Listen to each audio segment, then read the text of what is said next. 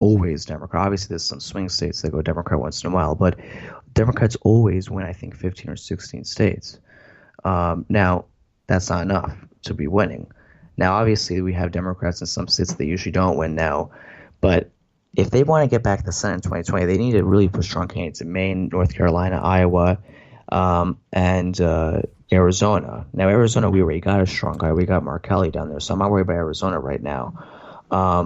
I think that what we should really be worried about as well, though, is Beto should be running for the Senate race in Yeah. Texas. I don't like Beto at all, but he has no chance for the presidency because But the question Beto. is, like, Yeah, would Beto, if Beto, like, I think the main reason why Beto was one of the main reasons why he was so successful last time was because he was taking on a visible and well hated opponent in Ted Cruz. And since, like, can he do the same thing again? In with John Cornyn, yeah, trust me, he could do that with John Cornyn because John Cornyn isn't really very well liked either. I could But not probably to name really to this. the degree Probably, Ted Cruz is, though. no, not as much as Ted Cruz, but if Texas changes again, they change 5% from Hillary Clinton's loss to Beto O'Rourke's loss. If they gain 5% more votes for the Democrats, that would mean Beto could win by 3%. Now, obviously, it's a pretty big jump, but it could possibly happen. Um, but I think Beto would have a better chance of doing well in the Senate race because the Democrats that they're putting up right now in the Senate race are kind of joking. It's we got one of them who ran in 2018, Seymour Hernandez, who I don't think she has any chance at all. But what I She's a mean, if they pretty good want to, progressive though. But like, I think what we really should focus on doing is push the candidates, and this is never going to happen, especially with the people who are leading the DCCC that are now leading the DCCC, like the people in like the established Democratic Party, like the establishment of the Democratic Party, like those who give money to Democratic candidates and support Democratic candidates, like they don't want to see the people who are going to have the most popular support. They don't want to see them win. They would just want to see like more and more, like the same like cookie cutter Hillary Clinton type people get elected, and as long as like those people, because I feel like there are a ton of good like working class people who could be elevated and put in good positions if they get the proper support. Because so many people aren't just like they're the institution of the Democratic Party isn't there to back those people up. Like people like Seymour Hernandez, like she's a pretty powerful. She's probably a pretty powerful for a powerful person. I believe she's like from an activist. Um, she could probably make a pretty good case for herself, especially with the Latino community that's growing every day in Texas.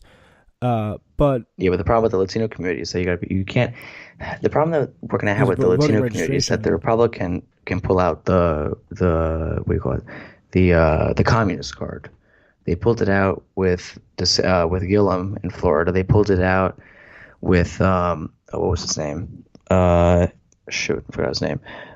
They actually did pull it out with Beto a little bit. They were saying that he's going to be very far left and this and that. Like you want to go back to Venezuela and all this other stuff that Ted Cruz was saying.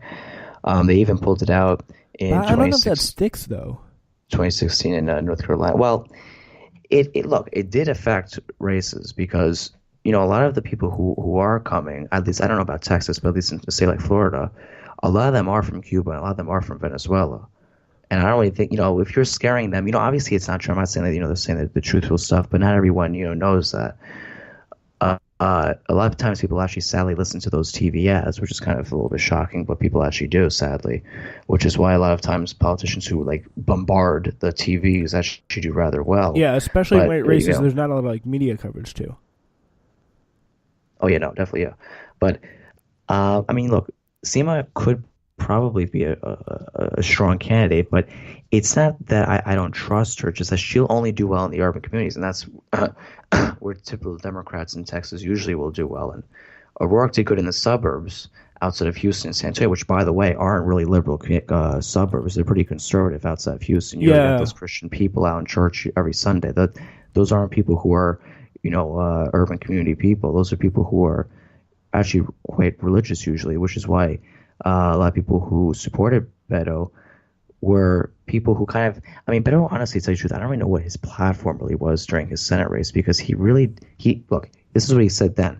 I don't label myself. Now he's labeling himself as a progressive. He's one of these people who kind of change based on the circumstance of the race, which is someone who I don't really personally like.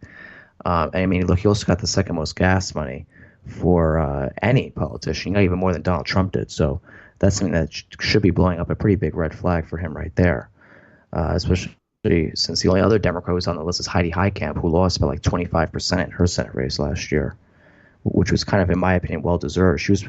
Her, Claire McCaskill, and Joe Donnelly, I didn't really care about their loss. But, yeah, that was definitely, like, some of those, like, you kind of just expect, at least at this point. Like, another interesting, as we continue to, like, look at this president rising candidate who's actually gaining a lot of popularity recently is Pete Buttigieg. He's a South Bend, Indiana mayor, and one of the many, like, hundreds of presidential contenders. He appeared on Meet the Press Sunday to counter criticism that he lacks adequate experience for a presidential run. He's saying, quote, "I would stack my experience up against anybody. I know it's not traditional. I know I haven't been marinating in Washington here for a very long time, and I'm not part of the same establishment. But I would argue that being a mayor of a city of any size means you have to deal with these kind of issues that really hit Americans." And, like, first of all, to me, if you're taking any kind of, like, corporate PAC money, like, that to me, like, disqualifies you. Do you know Pete Buttigieg is taking any PAC money? Actually, that's a good question you asked. I think the other day he signed the pledge for no corporate PAC money. Quite actually, for now at least, all of them, I think besides Delaney. I have to check on Delaney again. But I think all of them for now have pledged no corporate super PAC money, which is quite good. But Delaney, I got to check on again. But I mean, Delaney has no chance anyway, so it really doesn't matter what he's saying. What happens though? I think what happens is, like, there's a lot of, like, dark money, like federal, banking donations, like people, like those kind of fundraisers that still happen. You do have a lot of them. Like Cory Booker is a big one. Cory Booker, yeah. Mm-hmm. Yeah, but they just like to hide behind Kirstjen Gillibrand. Yeah, Kirstjen Gillibrand. And Kamala Harris. Be interesting to see, yeah, Pete Buttigieg, if he does any of that same thing. And yeah, so the basis of Pete Buttigieg's argument that he'd entered the job with more executive and military experience than the two most recent presidents, and that his tenure as a mayor has given him perfectly adequate sense of the issues he'd be handling on a national and global scale. Like, the only thing I really care about is experience, is, like, your record. Like that's your experience. Like, I don't think you have to have experience being a senator from so-and-so for, like, however many years. But if you do have experience, if you do have a record, that, like, that certainly helps you, like, if you want to, like, get my support at least. Yeah, I mean, for presidency, it seems like now in this country you definitely do.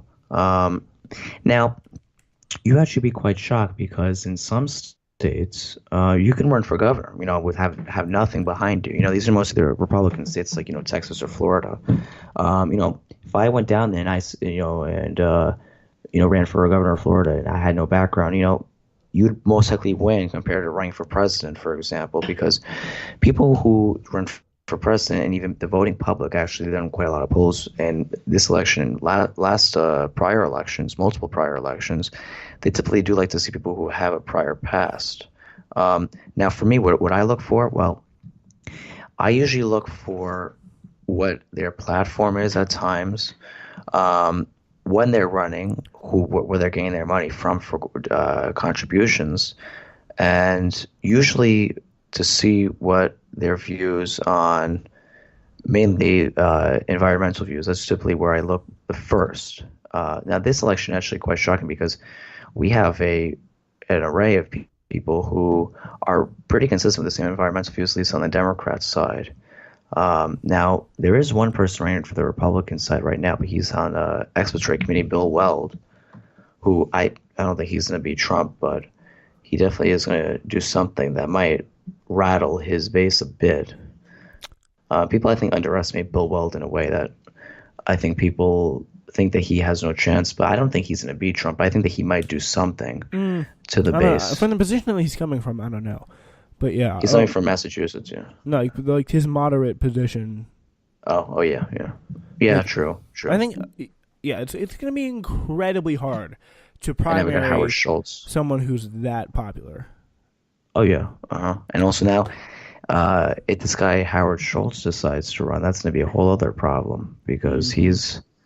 he's a pretty interesting guy. I don't really think he has a platform. Yeah, that was funny. He was like, "Yeah, look at America. America's that empty chair."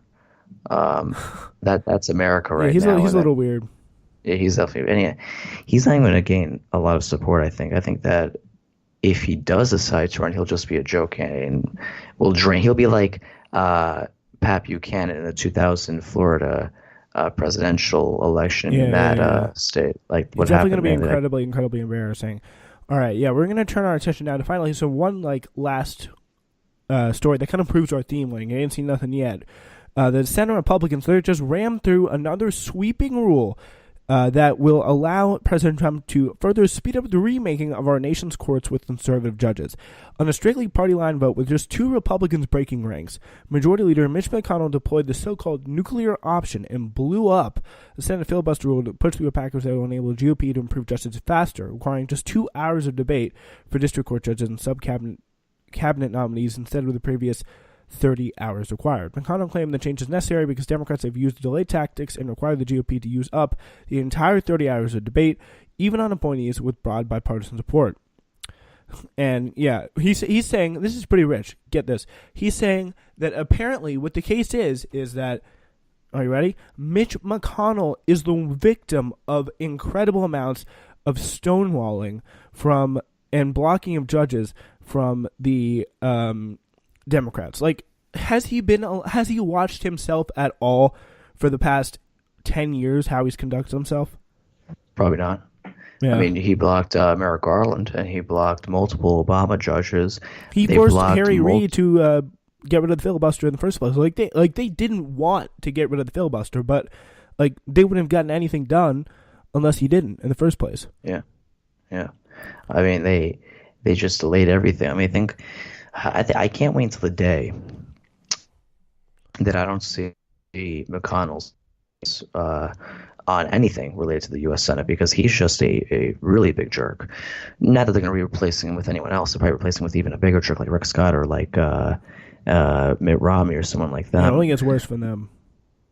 Yeah, but I mean, Mitt Romney's actually been quite interesting this term. But getting back to what we were talking about with Mitch McConnell, I mean, he just blocked everything. I mean, he was blocking, like, he was like, every time Obama would ask, he would get that hammer. It's like that Weasel game. Obama would come up through the hole, Mitch McConnell hit him. It was like a Pretty consistent much. trend of just that occurring whenever Obama would say anything. Even in the House, they had that problem with the House. The House and the Senate were just Obama's wall, literally. They couldn't get anything done, which is why a lot of Obama's key signature items, which were done through executive order, were later overturned by Trump rather quickly. Actually, in the first 2 months of his term, he overturned over 80% of Obama's key signature items. Obviously, 20% was left was affordable health care, the Affordable Care Act, and the um, other portion of his Clean Power Plan, which they had to go through the EPA for because the old EPA administrator made a executive order herself to initiate the Clean Power Plan, but they already got rid of the Clean Power Plan, but the Affordable Care Act is still in place. Yeah, that's a little bit of a history lesson on the kind of blocking the real stonewalling. So next time you hear Mitch McConnell say that, you got to just like spit out your Yeah, coffee if you're drinking that, and just say yeah, no yeah. way. All right, that's it for us today. Hope you enjoyed the show. We will see you tomorrow for our last week of episodes for the wake up before we go on break.